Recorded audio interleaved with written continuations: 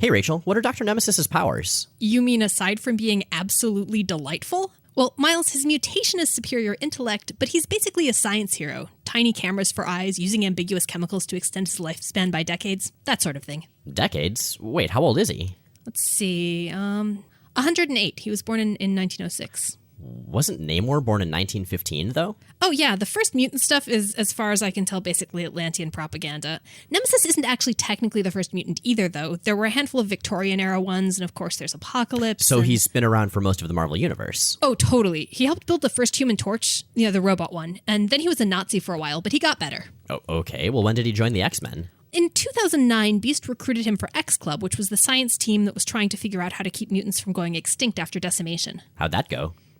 Nemesis was the oldest living mutant they had much information on, so they decided the logical thing to do was travel back in time to get DNA samples from his parents, which led to his father being killed by a proto-sentinel before Nemesis could be born. Ouch. Well, that sounds like a time paradox. How'd he survive? Well, his mom was already pregnant. Okay. And he stuck around for long enough to deliver himself. What?!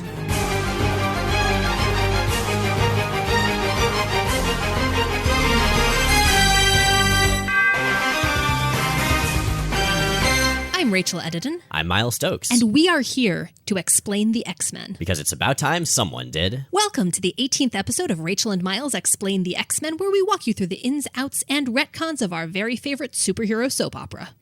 This week, we're starting video reviews of current comics, and because we're starting this week, we missed by a week getting to talk about one of our favorite recent titles. Cyclops #3, which is the last issue that Russell Dauterman's going to be doing the art on, just came out, and it is one of the best single issues I've read since the Pizza Dog issue of Hawkeye. We've been talking about how amazing this series is since it started, and every issue so far has been the best issue to come out, but this one sets a bar that I'm not going to say that I'll be completely shocked if 4 tops it, but this one is just leaps and bounds. It is phenomenally good. And you actually bought a page from that issue, right? I did. I basically read it and then immediately emailed Russell Dauterman. I knew I wanted to get a page from his run on the series. I looked through 1 and 2. There were a lot of really good pages, but none were sort of the one I wanted, because I wanted to get a page that was really representative of what I felt like was the best part of Dauterman's work and what really defined it.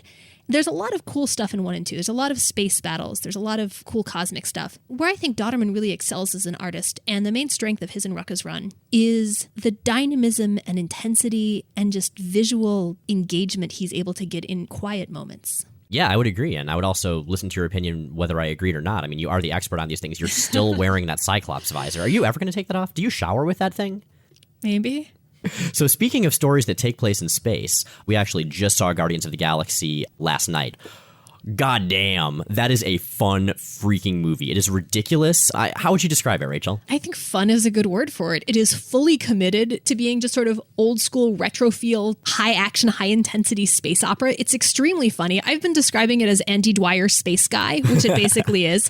It's not a perfect movie, but I don't care because it is just really goddamn enjoyable. Yeah, I really enjoy that it just does not give a shit. It's like, okay, Rocket Raccoon and Groot the Tree Guy are 2 of our main characters. Why the hell not? Here's like an entire planet that we really have no build up to in the cinematic universe, and you just have to accept that there's a space planet here and a space planet there, and they've been at war, whatever. You just go with it. It just throws you into space epic of ridiculousness and doesn't really give you any context and doesn't care. And that's perfect. That's exactly what it should do. And I've heard in some of the reviews that people feel like the fight scenes are too long and that it's the movie equivalent of decompressed storytelling. Again, I kind of don't care because they're really cool and I'm really fine with keeping watching them for a long time. It's a little Pacific Rimmy in a way, in that, yeah, it's kind of Pacific Rimmy. Does that sound like a sex act? Anyway, it's a little Pacific Rimmy in a way, in that the movie just knows exactly what it wants to be, and it just does it, and it doesn't care whether you like it or not, because it's going in its own direction, and it knows it's awesome. We recommend the hell out of it. Okay, so today's episode, speaking of things that are ridiculous... Draculas! Yeah. So many Draculas. X-Men, we've talked about how, there's the central mutant metaphor, and I think we would both agree that that's the most important part of X-Men, like, objectively, but there's also a lot of other stuff. We talked about space pirates last time. Actually, we talk about space pirates at every opportunity. Because space pirates, come on. And here is one of the things X-Men does more rarely, which is, hey, let's just do some classic horror. Well, the first story we're talking about. This is also one of the earlier connections we've seen to the sort of more mystical end of Marvel. We've touched on that before, but this goes in deep, and that's going to be something we're going to be coming back to in the next few weeks as well. And one thing it also does, which is something I wish more comics would do, which is it says, hey, What characters are public domain? Dracula is public domain. Let's just do whatever the hell we want with him. Let's reference Bram Stoker's Dracula, let's reference the old movies, and let's just take the parts we like and then just throw them into X-Men and see what happens. Yeah, I have no actual data to back this up, but I would guess that Dracula has probably appeared in more different comics titles than any other single character, just based on the fact that he's public domain, he's iconic, and you can really drop him into pretty much any genre. He's distinctive, but he's flexible because part of the point of him is that he's somewhat timeless. Oh, that reminds me. Dracula stopped by yesterday while you were out. He dropped off the Sandman trades he borrowed. So you're saying he's not still locked in a basement in Blue Water Publishing narrating documentary comics about Stephanie Meyer? The guy's got to have hobbies. Aw, poor Dracula. Okay, so we are starting out with Uncanny X-Men number 159. This is a story called Night Screams, which also seems like it should be on the cover of some 1980s album with a lot of neon. And one of the interesting things about this issue is the artist. Oh, yeah. This is a guy who we haven't seen in X-Men before, but who is about to get extremely important and about to become a really definitive part of the X universe and the landscape of superhero comics in general. And this is Bill Sienkiewicz. Bill Syncovich is also known for having one of the most difficult to pronounce last names in the industry. In New Mutants, he's got this style that just nothing else really looks like. It's very sketchy and painty and almost chaotic. And the Demon Bear saga is the story he's probably best known for, but he also is known for creating the visual look of the character of Warlock. This is a weird intro to Sienkiewicz because he's very much doing Marvel House style for the vast majority of this issue, and he's okay at it.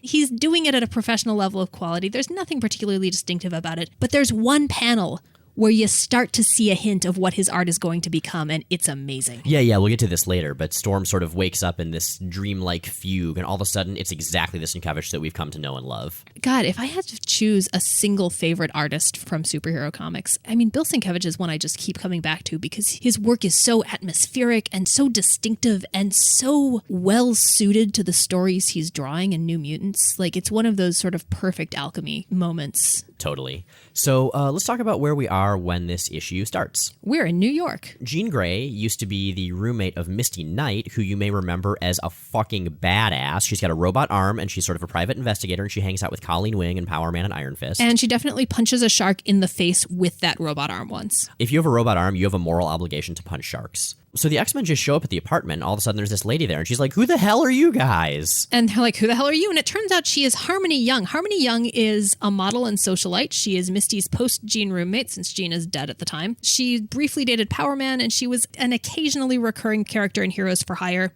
And this is the last we'll see of her for a while. They decide to hang out here for a little while. Wolverine's like, I don't care who you are, I'm getting a beer, in what's typical Wolverine fashion. Kitty goes off to meet up with her parents, and Storm goes with her to drop her off and then heads out and doesn't make it back home. She's later found. I think the X-Men find her when she's in the hospital, right? But I want to go back a step and say that this is a pretty damn classic Dracula story. With Dracula stuff, you see Dracula adjusting to the modern era stories and different twists. This is a very straight-played riff on Dracula, on Bram Stoker's Dracula. The novel Dracula by Bram Stoker, not the movie Bram Stoker's Dracula, which is a different riff on that same novel. And remember, we've talked before about relatively noble villains always falling for Storm, and that being very much a thing. And this is also very much in line with that. Oh, yeah. Storm gets attacked by a mysterious mugger and ends up in the hospital. The X-Men find her there, and they start to worry. I mean, partially because, holy shit, Storm just had her throat slashed or something. That's not good. But also because they're worried that if she stays in the hospital for very long, they will realize that she has mutant blood, and then, the X-Men's covers will be compromised, and people don't like mutants, so that's no good. The hospital mentions that they found something strange in her blood, and I assumed when I read that first line that it was a vampire thing. But no, it's that mutants have distinct blood types, which is one of those things that's gonna keep coming back to haunt us in the comics, and it's just wildly, wildly inconsistent. So okay. they've got different blood types, but they can transfuse blood to and from humans without complications. And I want to talk a little bit more about mutant blood here. So you might have heard us reference the infamous Chuck Austen run of X-Men from the 2000s era. Two things we learn in the Chuck Austen run of X-Men. One, mutants can't get HIV or something because for some reason. Stuff. But also that Angel, who's, he's a character that X-Men has really struggled to figure out what to do with over the years. He has blood that can heal you of any disease because he's an actual angel, according to the story. They don't talk much about that anymore. They do not, however, have radioactive blood in the vein of Spider-Man. That's truly unfortunate. Oh, God, that was a bad pun. I totally didn't mean to do that. The vein of Spider-Man. Yeah, yes, vampire God, episode. Damn it. So anyway, Storm, she recovers very quickly, and the X-Men are like, cool, and she says, I want to get out of the hospital. But she's starting to get weaker and weaker, and she's having these dreams of a mysterious stranger for whom she longs. And if this sounds familiar, it should, because, Dracula. Again, this is a really vanilla, cut-and-dried Dracula story. It's almost a retelling in parts. I mean, a lot of the scenes line up in a really parallel fashion. Draculaing along. Now, this version of Dracula, he's a lot like the version in the book, the sort of more romantic aspect of that version, because obviously he sort of takes different personalities over the course of the book. And he is one hell of a smooth operator. Like, he is a classy vampire. The first thing he does when he starts to visit Storm at night is give her a freaking monogrammed scarf to cover the bite marks with a little gothic D on it. Is this like your boyfriend giving you his letter jacket in high school or something? I want to point out the exceptional restraint we are exercising by not making a gives her the D joke here. Note our restraint. That's important. Be grateful. So you guys know I love a good supervillain monologue, and Dracula, when you get down to it, is kind of the ultimate supervillain. I mean, he's sympathetic, but he's also super evil, and he's very powerful and very sure of himself. And he's got the sexy voice. Yeah. Come to me, woman. Yield to my dread embrace. Join your blood and life and soul to mine as, with a kiss, I make you the bride of the Prince of Darkness, Dracula. I love that he says his own name at the end, like just in case she's not sure who it is. The first person to figure out what's going on as Storm is getting weaker and weaker is actually Kitty. It's not specifically stated that she's super familiar with vampire myths, but once she realizes what's going on, she dresses like the most stereotypical freaking Van Helsing knockoff ever. Oh, you know she's totally into that. Were Anne Rice books out by now? In the early 80s? I don't know. But she's got it. She's got like a copy of Dracula that she's read a million times because it's like the sexiest thing she could find when she was like 11 or 12. But yeah, she shows up with, the full shebang, like the hammer, the stake, the Van Helsing hat, which I guess is part of it. A huge cross, despite the fact that she's Jewish, which comes back and bites her in the ass later because it turns out that the thing with holy symbols is you have to actually believe in them. This is actually a really cool thing, and I like that this issue addresses that kind of faith. Like a lot of modern superhero comics really wouldn't, and what this also means is because Dracula is burned or is like repelled by the Star of David that she's wearing, that also implies that Kitty actually is not just a Jew by culture, but by belief and possibly practice as well. She's not particularly orthodox, but she is observant. Storm runs away when Kitty confronts her, and the X-Men, they're skeptical, but Nightcrawler actually takes her seriously, and I love this. He says, in my homeland, Bavaria, we have learned from bitter experience not to take vampires, especially Dracula, lightly. Well then.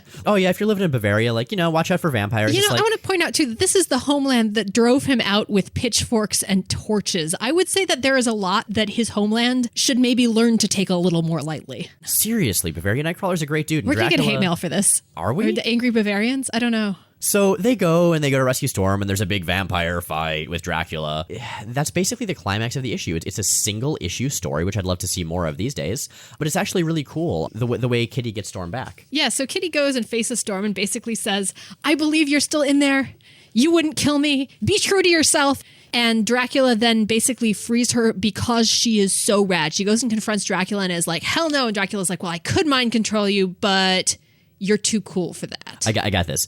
I knew from the moment I tasted your blood that you were a woman of rare beauty, rare courage, rare strength. Those qualities attracted me to you. Now, they have defeated me. Do you think there's a support group? Do you think he and Dr. Doom go and get drinks on the weekends and just sort of have long, sad conversations about the one who got away? Yeah, them and Archon from that old X-Men annual and that blue dude from the Extreme X-Men run. Forge when he's having a really bad week. He was a supervillain for a while. Bishop, too, for that Callisto.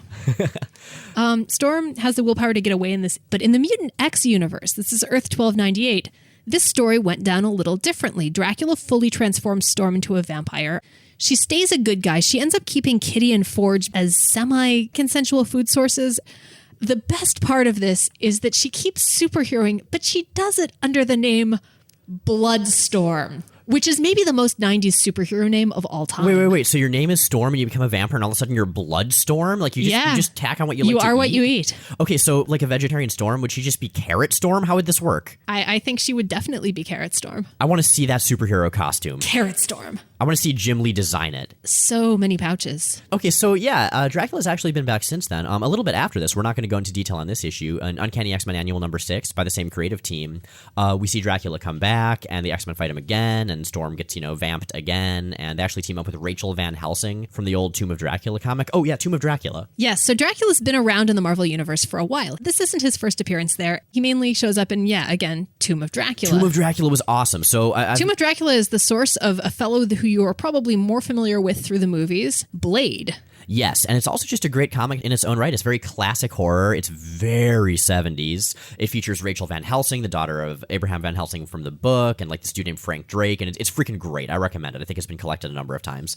And then also in way later, in the Captain Britain and MI-13 series, Dracula comes back and he's raising an army of vampires on the moon to take out over the United Kingdom. Dracula on the moon seems to be a motif that comes up a lot because he lives on the moon in Dr. McNinja too. But what we're going to discuss against perhaps our better judgment is the 2010-2011 crossover event called Curse of the Mutants. I want to start out by qualifying that this story is terrible. It is, in my opinion, the X-Men Origins Wolverine of comics. Well, so that means that not only is it spectacularly bad, but it's also kind of awesome, right? Yeah, it's so bad that it crosses over really hard into hilarious. I don't know whether or not I'd actually recommend it. On one hand, it is really funny. On the other hand, if you read all of the tie-ins, it's 12 or 13 issues. It's a 6-month-long crossover event. So, we'll try to hit the good points, and we'll try to get some of the really good stuff in the as mentioned, so you can then make an informed decision over whether to dive into the Curse of the Mutants. Okay, so maybe we should set up the status quo, since we haven't really covered the 2010 era in the show yet. Okay, so this is happening between Second Coming and Schism. That means there are very few remaining mutants, under 200. Nightcrawler is dead. The X-Men are still unified.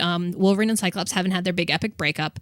And they're all living on Utopia, which is Asteroid M. It's in the Pacific Ocean off the coast of San Francisco. And it's at least claiming to be a sovereign nation, although no one else recognizes it as such. And we also have some characters who are significant in this that haven't come up in our main coverage, right? I don't think we'd need to talk about those guys because A, their powers are never really relevant, and B, everyone in this series is written so profoundly out of character that I think putting them in context doesn't really add much. Okay, well, we at least have to talk about Jubilee, because she is kind of a big deal in this series. She was depowered on M-Day in Decimation. She doesn't have any superpowers. You'll see how she's written. It's fairly remarkable. To give some context, though, Jubilee was kind of the 90s version of Shadowcat. She was the young female character who was sort of the reader's point of entry into X-Men. Yeah, who Wolverine mentored. She hooked up with the X-Men while they were in Australia. The version of her on the cartoon, if you're familiar with that, is basically a merged version of her and Shadowcat narratively. We mentioned this as a crossover. Now, in our coverage of the Claremont era, crossovers haven't really come up. Right. The first one of those is going to be, I think, the Mutant Massacre. Which isn't for a few years.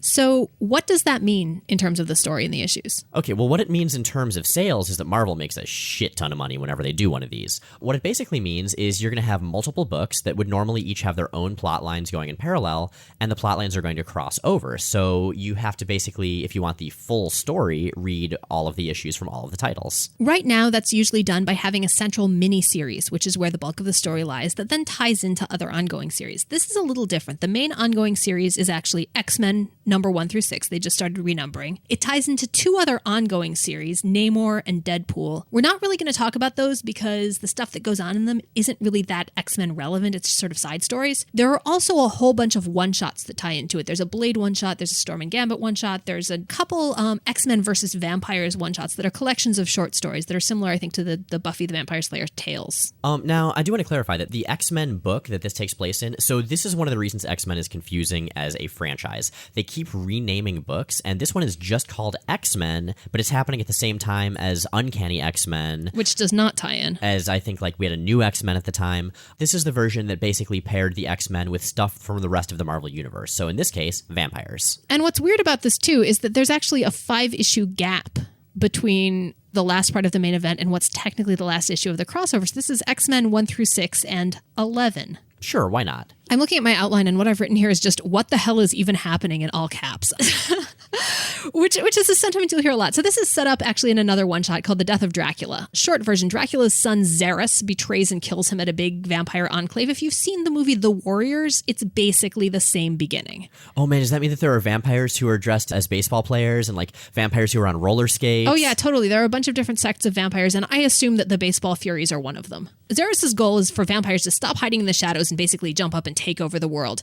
To this end, he has been working with some electrical engineers to do science and and make medallions that allow them to walk around in the daylight. And I want to talk about the science thing a little bit, because science versus magic is a big vampire motif, and it's a big X-Men motif. And this era is X-Men at its scienciest. So this is like overlapping with X-Club, which is the science X-Men team. And this story examines it a little bit, but ultimately we don't really get much out of it because it just comes down to it being wildly inconsistent. Well, speaking of inconsistent and bizarre, so what's the big event that sets up this whole mess of a crossover? One day, at a sidewalk cafe in San Francisco, a big dude in a gimp mask barrels into the middle of the sidewalk, strips off his clothing, and explodes. That pretty much is what happens in San Francisco every day, right? It definitely has every time I've visited. Yeah. So how is this time different? This time, Jubilee happens to be getting coffee at that same sidewalk cafe, talking about figuring out what to do with her life now that she's lost her mutant powers. She and Pixie, whom she's with. Pixie is a younger generation X-Men character. She's got wings. She does magic stuff. She's Welsh. She's adorable. Head back to the island where Cyclops somehow deduces, based solely on the fact that the dude stripped naked and then exploded, that he must be a vampire. Well, to be fair, Jubilee's been acting kind of weird in sort of vampire-y ways after getting his blood. But she hasn't at that point. Like, at that point, all that's happened is they've come back, and she's been like, yeah, he just walked out and ripped open his shirt and exploded. And Cyclops is like, oh, vampire. What? So it's not just logical inconsistencies that typifies this crossover. It's also the dialogue, and something that comes up very, very early here. Wolverine and Cyclops discussing it. Wolverine, hell, just when things were looking up. Al-Qaeda in San Francisco. And Cyclops responds, something tells me this isn't the usual jihad. This series is so bad.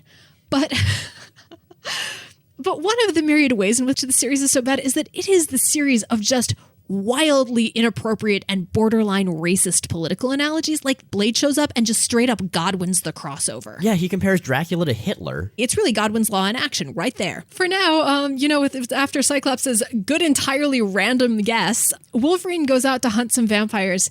And there is a panel that Miles and I read these separately, and we compare notes, and we were IMing back and forth about this. And apparently we wrote down almost exactly the same thing, which was just a description of this panel in all caps. There is a panel in X-Men 1 where Wolverine cuts off the head of a sexy vampire lady, and you can see her tits and her ass at the same time. I want to talk about this panel because comics industry, this is why we can't have nice things. What have you done, comics industry? Don't you listen to us at all? Consider your choices. Consider the life you have chosen for yourself. And then the issue ends with the fantastic line, we've got ourselves a Dracula problem. Well, looks like you got yourselves a Dracula problem here. I think we're going to have to tent the house because they get into the walls, and then once they get into the foundation, that's pretty much the end of it. Oh man, I went to bake some cookies and I opened the flour and it was just a bunch of tiny coffins. Yep, that'll happen. That's why we should take care of this right away. Now, if you just sign here, here's the cost. I know it seems high, but you do not want Draculas left in here. So, moving on. If you've got a Dracula problem, there's one man who you know you need in your crossover event, and that man is Blade. I need Blade in almost any context. I love Blade. Blade is a wonderful character. Blade is amazing, and Blade has amazing weaponry. Oh, yeah. So the X-Men are fighting some vampires, and they're not doing so hot, and all of a sudden, a bola, like, the thing with the two weights on the end and the string, with big vampire skulls on either end, wraps around this big gargoyle-y vampire and hits the ground, and it's Blade. It's like bola made of vampire skulls. That's just awesome. How do you even do that? Don't vampires go dust when you kill them or evaporate? Well, I figure if anybody's going to know how to get a vampire skull out of a dead vampire, it's Blade. Maybe they're still alive. Maybe he's figured out some way to extract their skulls, and they're just basically octopi now. Blade is kind of a dick. Wasn't there a Blade prequel sort of one-shot thing? There is. There's a one-shot Blade prequel, and it's actually really solid. The thing about this series is that the tie-ins are almost all heads and tails better than the main series, and this is no exception. It's a hard-boiled detective story of Blade trying to figure out who's killing off vampire hunters, which turns out to be Xeris and his buds. So anyway, Jubilee, she is getting more and more vampy as time goes on, kind of like what we saw happen to Storm in Uncanny number 159. And in both meanings of the word vampy, too. If there's one bit of vampire tradition that this story zeroes in on hard, it is the really uncomfortable sex metaphors. And I want to point out that Jubilee is a teenager at this point. She's been a teenager for 20 years, but she is a teenager. They address this early on. And there's this line, God, she's talking to Dr. Nemesis, who's using an inside voice, which I don't understand because that's really not a thing Dr. Nemesis does. She's talking about how she's feeling different. She says, something I need, I guess. Something I want. Like pure desire coursing through my veins. And I'm afraid to touch the darkness. but I can't stop myself. Okay, wait a minute. I have to object here because I know what Jubilee talks like, and she does the "does a mall babe eat chili fries" kind of thing. That's not Jubilee's voice. No, this is Curse of the Mutants Jubilee. And what you have to understand about Curse of the Mutants is that nobody in it talks like themselves. This is in a scene where Dr. Nemesis is being medically responsible and very sympathetic. Does that sound like Dr. Nemesis to you? No, not at all. Dr. Nemesis yells about nanomachines and punches shit. In that case, every voice we do from now on, it's the wrong voice, right? It's the Curse of the Mutants voice. So like Curse of the Mutants Cyclops, too, who's my favorite example of wild mischaracterization. And we're going to get to it in issue 3. I'm so excited. What's the vampire's plan in having their dude just blow up in the middle of a crowded street? We find out that Jubilee is sort of the prime target of this. It turns out that Xeris' entire evil plan is to use her as bait to lure the X-Men in. He wants to just get them to team up together. There's this hilarious panel that's him talking about his evil plan, and it's just a picture of the X-Men, and they all look totally normal, but they all have tiny, adorable fangs. Wait a minute, Wolverine already has tiny, adorable fangs. Yeah, they're the same tiny, adorable fangs, and everyone else has them too, and they all just look kind of normal and casual, and they're all wearing their usual uniform. They just have teeny fangs. They're not even, like, they're really small fangs too. Like, I don't know if they're really even big enough to effectively do vampire stuff with. Xeris, you are no Magneto, you are no Apocalypse. Yeah, this is a terrible plan. So Cyclops decides at this point that the only real solution is to go all Castlevania 2, find Dracula's body and head, reconnect them, reanimate him. This is the point where Blade does his whole Godwinning of the event, saying, what is it, like you don't bring back Hitler to take out Saddam Hussein? Jesus fucking Christ. I mean, there are degrees of, come on, would someone really say that? And there are degrees of, someone might really say that, but do you really want to put that line in your superhero comic? And then there's this. It just keeps topping itself. It's so, oh God, this crossover. It's going to be okay, Rachel. We're going to get through this. No one calls Wolverine's wolves in it as far as I know, but that is literally the only thing it has going for it over X-Men Origins Wolverine. From here, a few different things happen, and this is where the crossover kind of splits, and this is where the good stuff comes in, because this is where the one-shots hit. Okay, so first of all, there's Namor. Namor's supposed to go get the head, and he's going to go do that in Namor #1. And then have a bunch of side adventures in his own series involving this ancient race of Atlantean vampires. And it's really solid. We're not going to talk about that series, but I've read through those issues, and they're great. Meanwhile, Storm and Gambit are going to go steal the body, and Dr. Nemesis is going to hold down the fort at the X-Men's headquarters in Utopia. Speaking of bodies, Jubilee knocks Kavita Rao over the head and goes off on a jet ski. She goes off on a jet ski. Oh God, she does. I'd forgotten that. She goes off on a jet ski to go be an evil, sexy vampire. I want to take a second to talk about that. This crossover has some really major lady problems. Yes, it does. Both in the art and the writing. Yeah, it's Paco Medina on art, and he's a very good artist, but he tends to default to drawing very, very vampy, sexy women.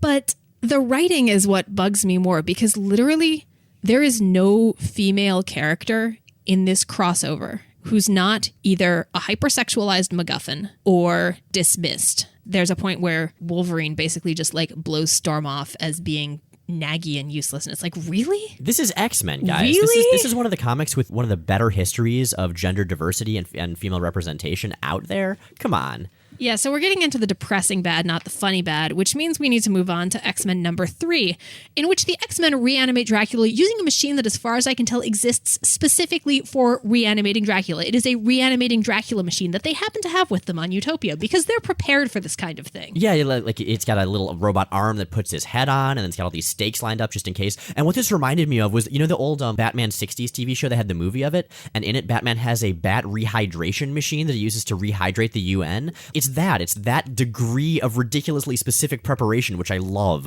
And at this point, we also get to see evil, sexy vampire Jubilee. And all I can think of through this whole series is the community line, Jubilee is pretty young. We try not to sexualize her. Ugh. But no. They blaze across that Rubicon on a jet ski. So the X-Men resurrect Dracula, sure enough. And he looks different this time. He's not the sort of classic monocled, caped dude. He's just a guy with long white hair and red armor, much less cool. Immediately propositions them. Dracula's a lover, not a biter. Dracula is delightful. I will say oh God. They're just going to keep on coming. It's going to be like the Dick Jokes and the Man Thing episode. Keep on coming, dick jokes? Yes. Continue. You worry me. And then comes my favorite moment of the entire crossover. Cyclops is trying to explain to Dracula why he's resurrected him. There's a moment of silence, and then he just mugs straight at the reader and says, I want you to follow your heart. This is a crossover in which Cyclops entirely seriously tells Dracula to follow his heart. Like, I feel like that right there is all you really need to know about Curse of the Mutants. And this is what I'm talking about. It crosses the line from bad to kind of awesome. God, Cyclops has the best lines in this, and they're all... The guy who wrote this, just characterization, instead of reading old X-Men books, he just put a bunch of traits in a jar and pulled out random combinations of them. And so Cyclops gets lines like, no more nickel and dime, let's crank it up. Is that your fake Cyclops voice? Sure. Awesome. The idea of these bastards partying in my town is pissing me off. Wow. This kind of reminds me of like the fake Inspector Spacetime, the American one in Community that just totally misses the point of everything. Yeah, no, he talks just like that. It's so funny. And then speaking of amazing dialogue, in issue 4, Wolverine has gone to rescue Jubilee and he has himself gotten vampirized. And there's a scene in it that I swear to God is pulled straight out of a chick tract. I told you you'd thank me, Logan. And you were right. It took being undead to feel this alive. Hell, I'm thinking about smoking again. Nobody tells vampires how to live. We play by our own rules. All we need to do is listen to Xeris and its promised land all the way. Rachel, do you want to put on a stage show of this crossover? It'd be the greatest thing ever. Yes, I do. Okay, so anyway. The dialogue in this issue, this is the gift that keeps on giving. Another great Cyclops line, less for the actual line than for what it implies, which is, Gambit called in with intel an hour ago. Mostly whispers and innuendo. And I assume he's supposed to be talking about the intel, but what this really heavily insinuates is that Gambit basically just called and was like, so there are vamps around, Shara, but seriously, guess what I'm wearing? I can't do the Gambit voice at all. But still, I mean, that's basically Gambit, so I kind of buy that. You want me to send you a picture, Cher? This is going to be a little dark, and I'm not sure my camera has a, wide enough frame, if you know what I mean. Sex from Gambit would be the worst thing, like literally the worst thing. .tumblr.com. Oh my God. Wolverine and Jubilee are hanging out with Xeris, and they've both been vamped. The X-Men are figuring out what to do, and they go and prepare to attack the vampire base. This gets kind of fun. Like, there are some good ideas in this vampire fight. They're not executed very well, but they're fun ideas. So, like, a priest blessing Iceman so that he can basically generate holy water. Okay, that is just straight up awesome, and I love everything really about clever. that. It's not played very well, but it's clever. There is a moment where Cyclops is like, yeah, Nightcrawler would totally have approved, which, no, I really feel like he probably wouldn't have. One thing that keeps happening in this crossover is the X-Men, like, murder dozens and dozens of vampires, and they have, like, no remorse. Like, Storm and freaking Colossus is just like, whatever, quippy one-liner. Oh, man, there's even a bad Cyclops pun line in this issue about exactly that, where he's standing on the deck of Utopia and he goes, planning is over, it's time to execute. Get it? Execute, like kill. It's a pun. Get it, guys? I get it. So Cyclops and Wolverine meet up, and Cyclops reveals his master plan. They posture off in a scene that I'm sure made legions of shippers punch the air, but not Legion, who's an entirely different story.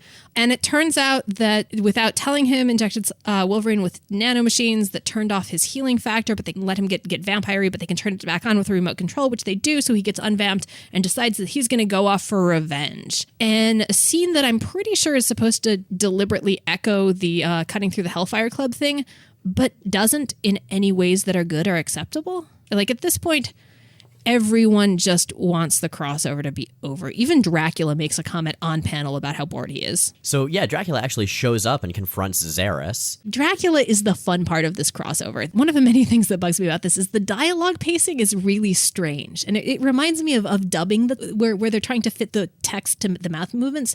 The inflection's a little bit off and the parsing is a little bit off. But what that are lovely is a lot of moments of Dracula saying something kind of inappropriate and then just reaction shots. Which are lovely. But Dracula's best line, hands down, comes in X-Men issue 6, which is the last issue of the main crossover, and which I think sums up everything that's important about Dracula as a comic book character. So he's fighting Xeris, and Xeris is like, are you going to talk or fight? And Dracula says, if you can't talk and fight at the same time, what's the point of being Lord of the Vampires? Indeed. What is the point of being Lord of the Vampires if you can't give awesome villain speeches and then rip your jerk son's head off? Which he does. Well done, Dracula. Thanks, Dracula. We wish you could have done that in issue number 1. We're with you, Dracula. We're on Dracula's side in this, as are the X-Men. But they are concerned that he may double-cross them. First of all, Blade storms out because they're not going to kill Dracula. Cyclops decides that what he's going to do is run the creepiest bluff of all time and tell Dracula, so we had your head and body for a couple days. What do you think we did with them? And Dracula looks at him and says, you're bluffing. And then there's literally just 5 panels of Cyclops staring at Dracula and Dracula gradually smirking more and more until he finally says, but with such style, I forgive you. And that's really the end of the body of it. Dracula goes off to go Drac somewhere else. The X-Men go back to X-Menning, and Jubilee goes on to try to come to terms with spending the rest of her life as a vampire via what's technically the last issue of this crossover, X-Men 11, where Professor shows up to give her some really dubious wisdom. This issue, not really much happens. The only thing that I want to touch on in it is that he tells her a story about his old adventures predicated generally on the assumption that Africa's one big country, which really wasn't excusable in the 60s and even more so in 2011. Don't do that, Marvel. So anyway, for actual good vampire Jubilee coming to terms with this, go read Marjorie Liu's run on X-23. Jubilee is the main character for a large chunk of it. It's fantastic. It's super good. So that's the bulk of the Curse of the Mutant storyline. It's, well, not good, as we've described. Entertaining, yes, but no, not good. But what is surprisingly very good are the spin-offs, the tie-in issues. The creative team on the main Curse of the Mutant storyline, those X-Men issues, what was it? It's Victor Gischler writing and Paco Medina on art. There are different creative teams for each of the spin-offs and sometimes multiple creative teams. And the first one, I think, is notable for having one of our very favorite X-artists of all time. Yeah. So this is the Storm and Gambit one-shot. This is where Storm and Gambit go off to, as master thieves, steal Dracula's body from Vampire Island. It's awesome. Let's just take a look at that sentence for a while. Steal Dracula's body from Vampire Island? That is inherently great. That is, we've been talking about what to do for an anniversary trip. That's what I want to do. I think we should go steal Dracula's body from Vampire Island. I love this plan. I'll talk to AAA. So yeah, this is by Chuck Kim with art by Chris Bacalo, who, he's a great X-Men artist. He's probably most known for Generation X, the 90s series that went on for a long time. And in particular, he just draws a terrific Storm. Like the Storm in my head, when she doesn't have a mohawk, the Storm in my head is drawn by Chris Bacalo. The art, it's very stylized. It's also, the layouts are great. Like there's this scene of Storm and Gambit going underground, and it's basically one big panel with multiple iterations of them as they go around this like long path and rappel down a wall and go through a cave. It's awesome. It's also got something that almost no one has addressed that solves the problem. So Storm's super claustrophobic, right? Right. And you would think that over 30 years and living with the world's greatest telepath, she would develop some coping mechanisms for this. And in this, she actually has. Yeah. Gambit's like, you're going to be okay in here? Your claustrophobia, and Storm interrupts him, is much better, thank you. Charles gave me some excellent coping exercises. And they Thank you. Just it leave is it at about damn time.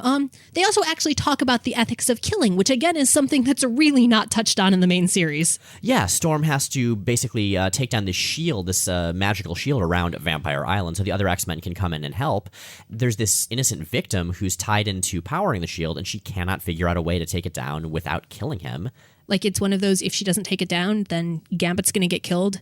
They are going to lose their chance to stop Xeris. She does what she has to do, and she's not real happy about it. And that's sort of the theme of this issue. The main series doesn't really have a theme. The one-shots do, and this one... the main series has a theme. And what's that theme? You've got a Dracula problem. I want you to follow your heart.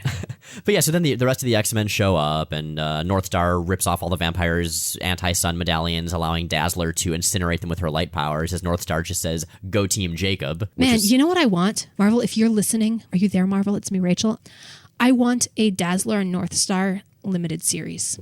I want the two of them to have adventures. I want Dazzler to be buoyant and sarcastic, and I want Northstar to be crisp and dry. I want them to be amazing and have a really good time because they're awesome characters. They get fucked over continually in continuity. They have a great dynamic, and it would be a rockin' series. So we have our second one-shot, Smoke and Blood. Oh man, can I talk about this one? Yeah, go for it. Okay, we've mentioned Cy Spurrier before, specifically in relation to the current X-Force title. Cy Spurrier is one of my favorite current generation X writers. This is him and Gabriel Hernandez Walta, who is a phenomenal artist. And they're doing a story about the science team X Club. So Kavita Rao, Dr. Nemesis, Madison Jeffries box. And in this case, randomly Emma Frost, who's in contact with them, dealing with a bunch of the humans who've been infected by the vampire virus. It is really funny and it's really bizarre. So something you mentioned, Miles, when we were talking about this, is that Spurrier's work is really immediately identifiable. There are a lot of comics artists whose styles you can pick up on immediately, you know, people you can open a book and know. I mean, with Spurrier, you're right. Like, I remember opening X-Force #1 and thinking, yeah, if the name hadn't been on it, I would have known who'd written this comic. Yeah, Spurrier has a unique authorial voice, and some people really don't dig that because, in a way, his voice takes over the voices of the characters. Like, they don't always sound or act like themselves. That can be okay. It's almost just like a really bizarre cover of a song, but that's also a really good cover of it. Or really stylized art, where the style of the art is an element of the storytelling in the comic. And again, I think that's something that we tolerate much more on art than writing. I'm trying to think of other writers who do it. Spurrier is easy to pick out because it's part of how he writes text and dialogue. I think in terms of storytelling, and especially page-to-page storytelling, Grant Morrison is definitely pretty recognizable for me at this point. Yeah, and I think with Grant Morrison, it's less like the dialogue and the writing and stuff. It's more just the plot. A Grant Morrison plot feels like a Grant Morrison plot. It's just really out there and strange and takes it in directions you would not have predicted. We would love to hear from listeners. Actually, Claremont. God, Claremont is an obvious one. Why did we not say Claremont? But the writers who you can identify stylistically who have distinct narrative voices either in the text or in the way they plot and tell stories. Yeah, this is just a terrifically fun story. There's a lot of yelling. I've mentioned before, I love the hell out of Dr. Nemesis. He is one of my favorite X-Men characters. He is a character who yells and smashes things and does science to things aggressively. Well, let's get some examples. Like, what are some good Nemesis lines in this one? I have slaughtered Nazi dinosaurs, madam. I've reverse-engineered Aryan influenza, sabotaged the SS clone labs of Peru, and outplayed the cosmic commandant at quantum chess without effort. But this, it's challenging. And then later on, I refuse to give the exit codes to a glorified mosquito with electric herpes. Dr. Nemesis is delightful. And again, this is one of the things that bugs me about the main series because he's in it a lot and he's just kind of a doctor in the background. There are writers who are associated with specific characters who've really defined those characters' voices. And if you're not taking a cue from Cy Spurrier when you write Dr. Nemesis, you are writing Dr. Nemesis wrong.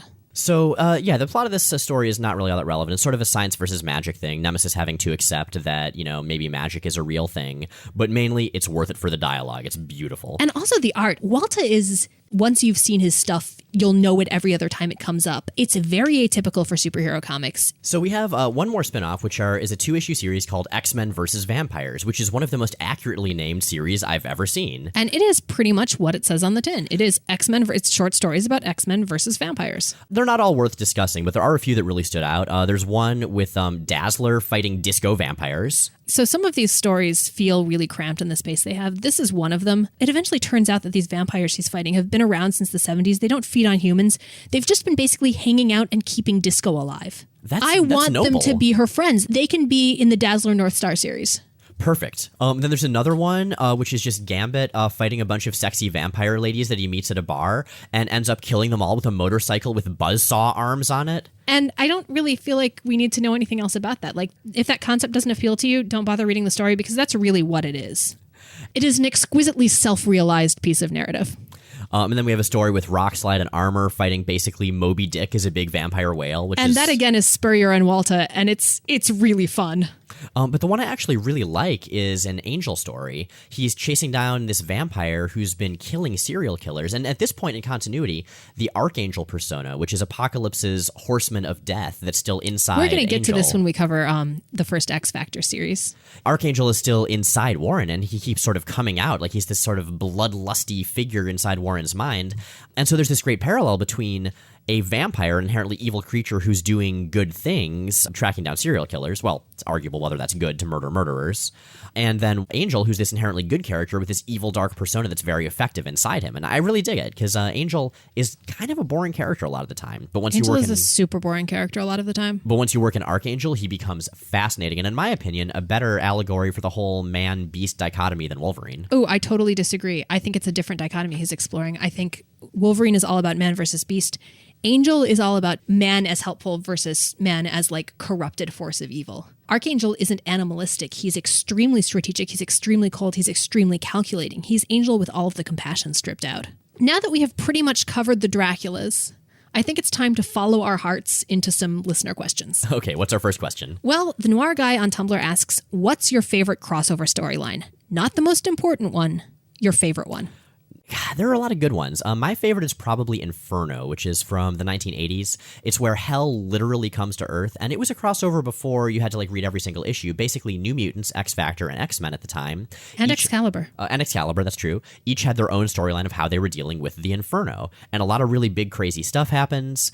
You're seeing the X-Men fighting all this demon-y stuff that's really not normally their wheelhouse, and some really cool character stuff comes out. Also, Lyanna Rasputin, who we'll be talking about in the next episode, it is probably the single coolest part of her story in all of X-Men history. Yeah, man, I've been thinking about this one all day and failing to come up with a good answer. If I had to choose one, it would probably also be Inferno. I mean, it's got everything that I like about crossovers and almost nothing that I don't. You can follow it via individual books. There's a huge amount. There are years of build up to it. It's got Summers family drama, which we all know I'm a sucker for. All of the books have just stellar creative teams at that point. That's when Walter Simonson's the main artist on X Factor. And I think is it during Sienkiewicz's run on New Mutants? That I don't remember. We should look it up. But it's just really, really well done and put together. There is also a place in my heart reserved for, it's not a good crossover, but it is a profoundly unapologetic crossover that so perfectly encapsulates the era it's from, and that's Executioner's Song.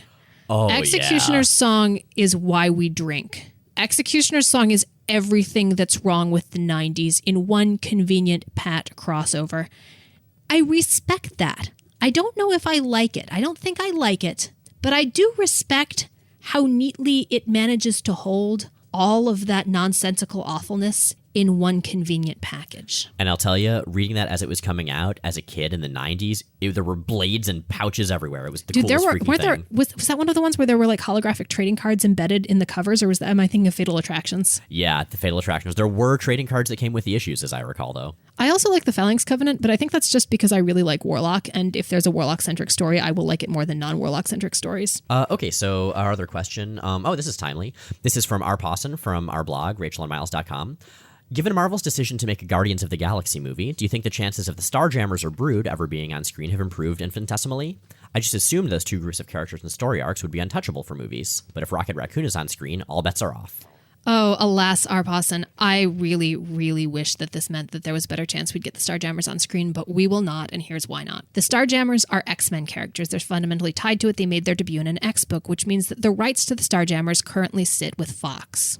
You've seen the X-Men movies. You've seen the tone of the X-Men movies as compared to the Marvel Cinematic Universe. Guardians of the Galaxy is the closest we're ever going to get to a Starjammers movie, at least for now. I mean, maybe 20, 30 years from now, we can dream. Maybe someone will redub Guardians of the Galaxy so that everyone calls Peter Quill Chris, and I'll watch it even more then. Unfortunately, it is probably never going to happen. Although that said, with X-Men Apocalypse coming out, I mean, that's going to really turn the X franchise on its head in terms of scale, so who the hell knows? I want a Starjammers movie more than I want X-Men Apocalypse. Fox, if you're listening, do it. You should follow your heart. All right, I think that's all the time we have for today, guys. So let's take this out. Rachel and Miles Explain the X-Men is recorded in Portland, Oregon, and produced by Bobby Roberts, who's also the co-host of the awesome Welcome to That Whole Thing, which you can check out online at welcometothatwholething.com. Check out our website at rachelandmiles.com. We have visual companion posts for each episode. Those go up on Sundays, so if you're listening at Comics Alliance, check back then. Fan art and all sorts of nonsense. If you're enjoying the show, please take a minute to check out our Patreon. You can find a link from rachelandmiles.com, and to rate and review us on iTunes and Stitcher. New episodes air at comicsalliance.com every Thursday and at rachelandmiles.com, iTunes, and Stitcher on Sundays. Next time, a little bit of magic.